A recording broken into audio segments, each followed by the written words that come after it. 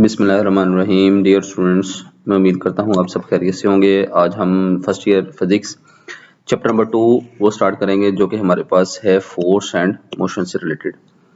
सबसे पहले हम जो है वो पेज नंबर 20 पे जो बेसिक्स कंसेप्ट जो है वो related to scalar and vector quantities है, उसमें हम वेक्टर और स्केलर के दरमियान डिफरेंशिएट करेंगे, और उसके साथ साथ जो है वो रेक्टेंगुलर कंपोनेंट ऑफ वेक्टर और कंपोनेंट ऑफ वेक्टर, और इसके साथ साथ जो है वेक्टर बनाएंगे उसके रेक्टेंगुलर कंपोनेंट से, और इसके साथ जो है वो हम लेक्चर को वाइंड अप करेंगे।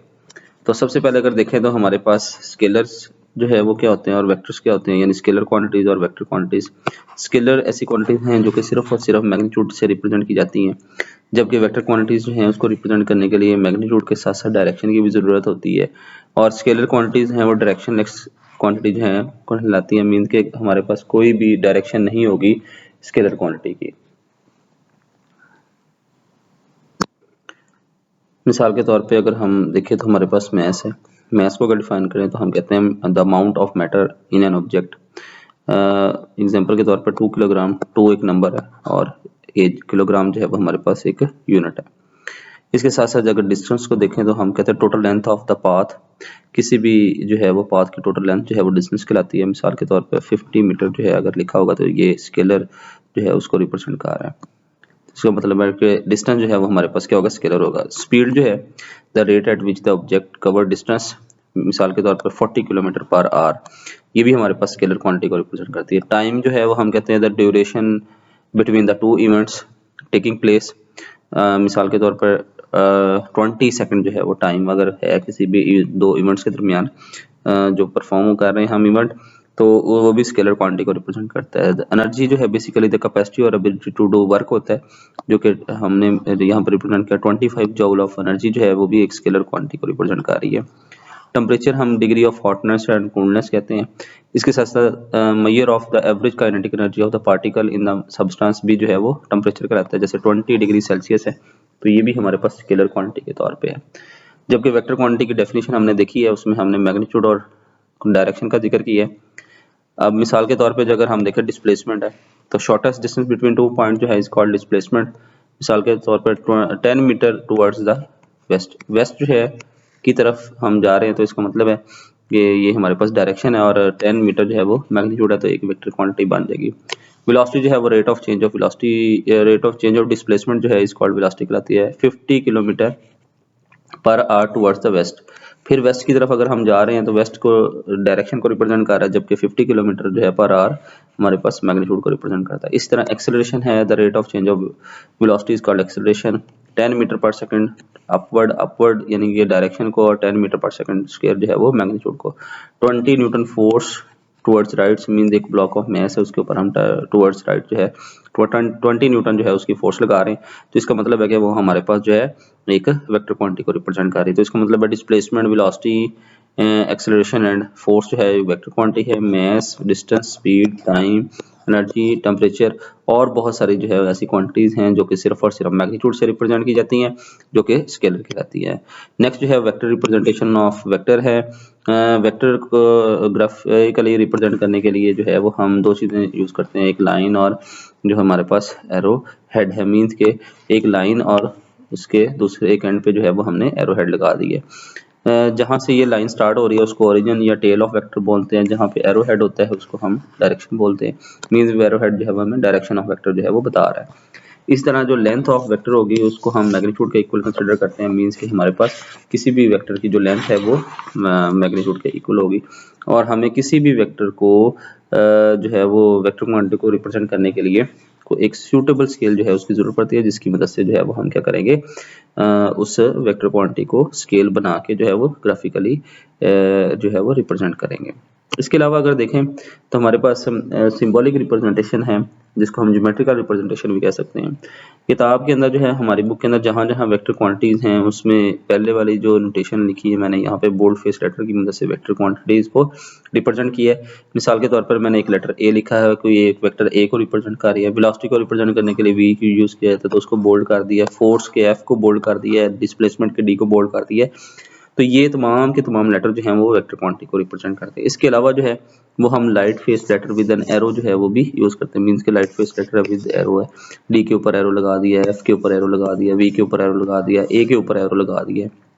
जब हम पेपर के अंदर या एग्जाम के अंदर जो है या किसी भी टेस्ट के अंदर जब वेक्टर क्वांटिटी को रिप्रेजेंट कर रहे होते हैं, बोल्ड फेस लेटर लगाना जो है वो हमारे पास टाइम टेकिंग प्रोसेस हो जाता है। इस वजह से हम जो है light face letter with an arrow जो है वो लगाते हैं, लेकिन कोशिश करनी है कि एरो को लगाना जो है वो नहीं भूलना, अदरवाइज जो है वो हम फिर वेक्टर क्वांटिटी को गलत रिप्रेजेंट कर रहे होंगे।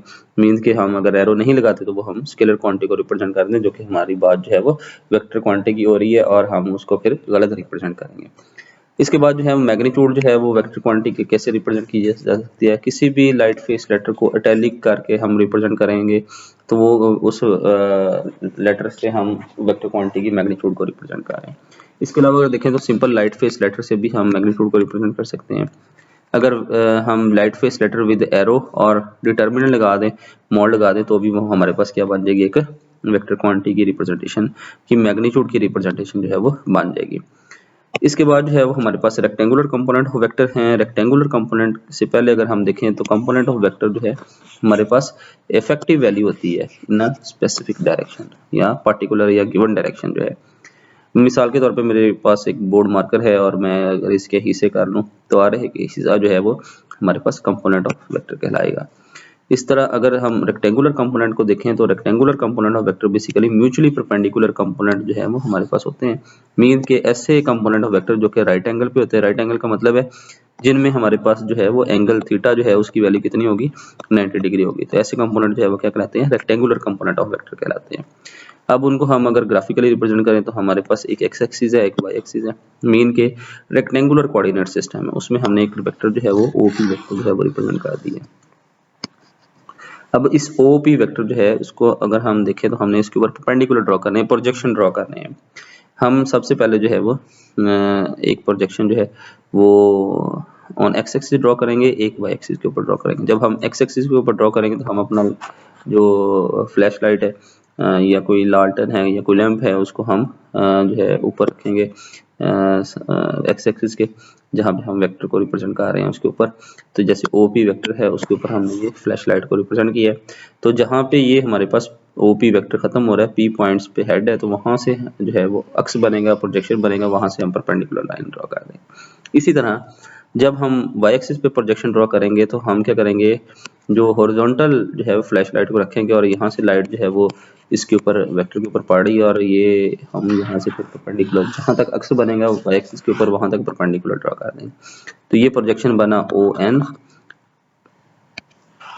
ये है हमारे पास projection along the Y axis और इसको मैंने n से रिप्रेजेंट कर दिया। तो इस वजह से यहाँ पे ये लिखा हुआ है क्योंकि ये वाई एक्सिस के अलोंग है तो AY, तो projection ON along the Y axis, तो ये हमारे पास AY बन गया। तो इसके साथ साथ यहाँ पे M है तो ये OM है जो कि प्रोजेक्शन OM कहलाएगा और ये AX के बराबर होगा। ये X कंपोनेंट AX आ गया, ये Y कंपोनेंट AY आ गया। तो हमारे पास जो है वो दो रेक्टेंगुलर कंपोनेंट बन गए AX और AY। अब हम क्या करेंगे, इन रेक्टेंगुलर कंपोनेंट्स की मदद से वेक्टर बनाएंगे और हमारे पास जो है ये राइट ट्रायंगल जो है वो बन गए, ये OM, ये MP और ये OP। OP वेक्टर A को रिप्रेजेंट कर रही है, लाइन AX जो है वो लाइन OM से रिप्रेजेंट कर रहे हैं हम, और MP से जो है वो हम AY को रिप्रेजेंट कर रहे हैं। तो by applying head to tail rule हमारे पास जो OP है ये वाला वेक्टर जो है मुकम्मल A वेक्टर जो है वो दो हिस्सों में हमने डिवाइड किया था, एक्स कंपोनेंट और वाई कंपोनेंट। मींस कि एक्स कंपोनेंट और वाई कंपोनेंट का सम जो है वो इसके बराबर होगा। तो OP हमारे पास इक्वल टू है OM प्लस MP के बराबर आ गया, ये MP मैंने लिख दिया। OP जो है वो A के बराबर है, OM AX के बराबर है, MP जो है वो हमारे पास AY के बराबर है। उसके साथ हमने वेक्टर रिप्रेजेंटेशन लगा दी है, A के ऊपर वेक्टर का साइन लगा दिया। यानी एरो लगा दी है, और ए एक्स एरो और ए वाई एरो के साथ जो है वो हमने कंपोनेंट से जो है वो वेक्टर बना लिया। अब ए एक्स और ए वाई की जो है वैल्यू कैलकुलेट करनी है, हमने इसी ट्राइंगल पे ट्रिग्नोमेट्री रेशियो जो है वो अप्लाई कर देनी है। तो सबसे पहले जो है अगर हम हॉरिजॉन्टल कंपोनेंट यानी कि एक्स कंपोनेंट जो है उसकी वैल्यू को फाइंड आउट करना चाहें, मीन्स कि ए एक्स जो है वो हमारे पास किसके इक्वल होगा, तो वो हम कैलकुलेट करें। वही राइट ट्राइंगल है ओ एम पी, ये वाली यहाँ पे बनने वाला एंगल थीटा है दोनों के दरमियान। तो ट्रिग्नोमेट्रिक रेशियो जो है राइट ट्रायंगल पे अप्लाई करें ओ पी एम या ओ एम पी के ऊपर। सबसे पहले cause of theta, cause of theta देखें तो हमारे पास ट्रिग्नोमेट्रिक रेशियो के अंदर जो है वो किसके बराबर होता है, बेस ओवर हाइपोटेन्यूज के बराबर होता है। तो बेस हमारे पास बेसिकली ओ पी है, तो हमने ओ पी मेंशन कर दिया है, सॉरी ओ एम है बेस, तो O M over O P आ जाएगा। तो O M over O P आ गया हमारे पास। तो ओ पी जो है वो हमारे पास इक्वल टू है ए के, और ओ एम जो है वो किसके बराबर है, ए एक्स के। तो हमने ए एक्स ओवर ए कर दिया equal to cos of theta है। ए मल्टीप्लाई होगा इधर आके, तो हमारे पास A X is equal to A cos of theta के बराबर आ गया, जो कि हमारे पास क्या है, हॉरिजॉन्टल कंपोनेंट ऑफ वेक्टर है। इसके बाद जो है वो हमारे पास वर्टिकल कंपोनेंट है, मीन कि हमने साइन ऑफ थीटा की रेशियो अप्लाई कर देनी है। तो साइन ऑफ थीटा जो है वो किसके बराबर होता था, परपेंडिकुलर ओवर हाइपोटेन्यूज के बराबर होता था। तो हम यहाँ पे परपेंडिकुलर देखें तो वो हमारे पास किसके बराबर है, एम पी के बराबर है या पी एम के बराबर है, और हाइपोटेनियस जो है वो पी के बराबर है, हाइपोटेनियस ए के बराबर, और परपेंडिकुलर जो है वो हमारे पास यहाँ पे ए वाई के बराबर है, और बेस जो है प्रीवियस स्लाइड के अंदर देखा ए एक्स के बराबर थी। तो पी एम ए वाई के बराबर, तो हमने ए वाई यहाँ पे पुट कर दिया है। ओ पी ए के बराबर है, तो हमने वो पुट कर दिया है। तो sine theta is equal to A Y over A, तो ए वाई जो है वो राइट साइड पे जाकर मल्टीप्लाई हुआ, तो A Y is equal to A sine of theta. तो ये हमारे पास कंपोनेंट की वैल्यू आ गई। अगर देखा जाए तो दोनों कंपोनेंट में हमारे पास अगर देखें तो ए एक्स इज इक्वल टू क्या है, ए कॉज ऑफ थीटा, जबकि ए वाई इज इक्वल टू हमारे पास क्या है, ए साइन ऑफ थीटा। अब यहाँ से एमसीक्यू भी आता है, शॉर्ट क्वेश्चन भी आता है कि किस एंगल थीटा के ऊपर हॉरिजॉन्टल एंड वर्टिकल कंपोनेंट जो है वो हमारे पास क्या होते हैं, इक्वल होते हैं। तो हमारे पास थीटा जब हमारे पास 45 डिग्री होगा, तो cos 45 degree equal to 1 over square root of 2 के इक्वल होता है साइन ऑफ 45 डिग्री, ये भी किसके बराबर होता है, 1 ओवर स्क्वायर रूट ऑफ 2 के बराबर होता है। तो हमारे पास ये वाली जो वैल्यू है वो a over square root of 2 के बराबर आ जाएगी x की वैल्यू, और a y की वैल्यू जो है वो भी किसके बराबर आ जाएगी, a over square root of 2 के बराबर होगी। तो 45 डिग्री के ऊपर हमारे पास जो है दोनों component of vector horizontal and vertical component जो है वो क्या होते हैं, इक्वल होते हैं। नेक्स्ट अगर हम देखें तो हमारे पास है, अब हमने जो है वो कंपोनेंट से जो है वो पहले वेक्टर बनाया, अब हमने जो है वो दोबारा जो है वेक्टर बनाना है। और वेक्टर को जब भी हम बनाते हैं तो हमारे पास जो है पहले हमने जो है वो वेक्टर से उसके कंपोनेंट बनाए, और अब हमने जो है वो वेक्टर बनाना है उसके कंपोनेंट से। तो वेक्टर को जब भी हमने रिप्रेजेंट करना है तो हमारे पास दो चीज़ें होंगी, एक तो मैग्नीट्यूड होगी जो कि यहाँ पे मेंशन है, इसके साथ साथ जो है वो हम डायरेक्शन का जिक्र करते हैं। तो जब हम वेक्टर बना रहे होंगे उसके कंपोनेंट के साथ, तो मैग्नीट्यूड तो मैथमेटिकली हम पिथागोरस थ्योरम जो है वो लगा के फाइंड आउट करेंगे, जबकि डायरेक्शन जो है वो tan ऑफ थीटा जो है ट्रिग्नोमेट्रिक रेशियो अप्लाई करके, जो कि हमारे पास किसके बराबर होती है, परपेंडिकुलर ओवर बेस के इक्वल होती है। इस रेशियो को अप्लाई करके जो कि हमें क्या बताएगी, डायरेक्शन बताएगी। तो प्लेन के अंदर जो है वो हमारे पास थीटा एंगल जो है वो प्लेन के साथ जो है वो डायरेक्शन बता रहा होता है। तो हम इसी राइट ट्रायंगल के ऊपर पिथागोरस थ्योरम जो है वो अप्लाई करेंगे, और पाइथागोरियन थ्योरम भी जिसको कहते हैं। तो वो हमारे पास क्या होता है, हाइपोटेनियस का स्क्वायर जो है वो इक्वल टू होता है base square plus perpendicular square के। इस राइट ट्रायंगल के अंदर देखें तो हमारे पास ये जो राइट ट्रायंगल है उसको हमने रिप्रेजेंट किया है ओ एम पी के साथ। तो यहाँ पे बनने वाला एंगल थीटा है, ये 90 डिग्री राइट ट्रायंगल जो है वो रिप्रेजेंट हो रही है। ये ओ पी ए के बराबर है, ओ एम ए एक्स के बराबर है, और एम पी जो है वो ए वाई के बराबर है। थीटा के सामने जो कंपोनेंट होता है वो परपेंडिकुलर को रिप्रेजेंट कर रहा है। तो ओ पी यहाँ पे हमारे पास फिर क्या होगा, हाइपोटेनियस होगा, और ये ओ एम है जो हमारे पास बेस होगा। तो हाइपोटेनियस का स्क्वायर ओ पी का square is equal to O M square plus M P का स्क्वायर। ओ पी जो है वो ए के बराबर है, तो ए का स्क्वायर ये हमारे पास ए एक्स का स्क्वायर, और ये हमारे पास ए वाई का स्क्वायर, एम पी जो स्क्वायर को रिप्रेजेंट कर रहा है। Taking square root on both side, तो हमारे पास स्क्वायर रूट जो है वो दोनों साइड पे आ जाएगा, लेफ्ट साइड और राइट साइड पे। ये लेफ्ट साइड का स्क्वायर और स्क्वायर रूट जो है वो कैंसिल हो जाएंगे, तो ए इज इक्वल टू जो है वो ए एक्स स्क्वायर प्लस ए वाई का स्क्वायर रूट आ जाएगा। ये मैग्नीट्यूड ऑफ वेक्टर आ गई, जिसको हम जो है ये ऐसे भी रिप्रेजेंट कर सकते हैं, मीन लाइट फेस लेटर मैंने कहा था उससे रिप्रेजेंट कर सकते हैं। इसके साथ साथ जो है वो light face letter with an arrow and determinant और मॉड जो है उसके साथ भी रिप्रेजेंट किया जा सकता है। नेक्स्ट अगर देखें तो हम डायरेक्शन कैसे कैलकुलेट करेंगे उस वेक्टर क्वांटिटी की। राइट ट्रायंगल के ऊपर हम tan ऑफ थीटा अप्लाई करेंगे। tan ऑफ थीटा जो है वो प्रीवियस स्लाइड में भी मैंने बताया परपेंडिकुलर ओवर बेस के बराबर। इस ट्रायंगल के अंदर ये हमारे पास पी एम जो है वो परपेंडिकुलर है, ओ एम जो है वो बेस है, ये हमारे पास हाइपोटेनियस है। तो हमारे पास एम पी यानी एम और पी की रेशो जो है वो किसके बराबर होगी, ओ एम की रेशो के बराबर होगी। और ये परपेंडिकुलर ए वाई के बराबर है, बेस ए एक्स के बराबर है, तो A Y over A x, theta के साथ जो tan है वो राइट साइड पर इनवर्स हो जाएगा। तो tan इनवर्स ए वाई ओवर ए एक्स जो है वो किसको रिप्रेजेंट कर रहा है, डायरेक्शन को रिप्रेजेंट कर रहा है। लास्ट में अगर हम इस लेक्चर को समराइज करें तो हमने आज देखा वेक्टर के साथ स्केलर के साथ उनकी दोनों वेक्टर और स्केलर की एग्जांपल्स को देखा है। फिर हमने जो है वो ग्राफिकल रिप्रेजेंटेशन ऑफ वेक्टर देखा है। ग्राफिकल रिप्रेजेंटेशन ऑफ वेक्टर में